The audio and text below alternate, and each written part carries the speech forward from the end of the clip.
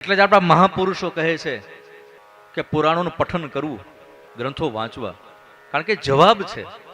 પણ આજે તમારા અને મારા જીવનમાં જેટલા પ્રશ્નો વધ્યા છે ને એની પાછળનું કારણ એક જ છે, આપણે પુરાણોનું પઠન કર્યું જ નથી, આપણે ખબર જ નથી, આપણે ભાગવતજીનું પઠન નથી કર્યું.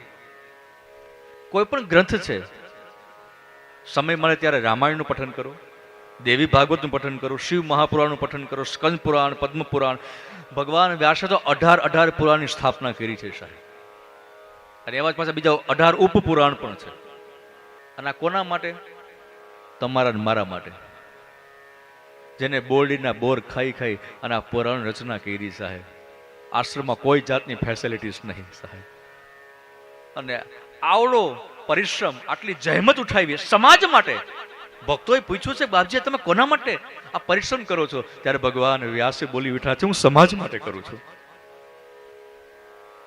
જ્યારે દિશા એ ચૂકી જશે, જ્યારે દિશાહીન થશે, ત્યારે મારા આ સ્થાપિત કરેલા પુરાણો, મારા રચના કરેલા પુરાણો જો કોઈ વાંચશે તો એને દિશા મળી જશે, તને રસ્તો મળી જશે, એનું સમાધાન થઈ જશે. આ હેતુથી ભગવાન વ્યાસે એક નહીં, બે નહીં, 18 પુરાણની સ્થાપના કરી.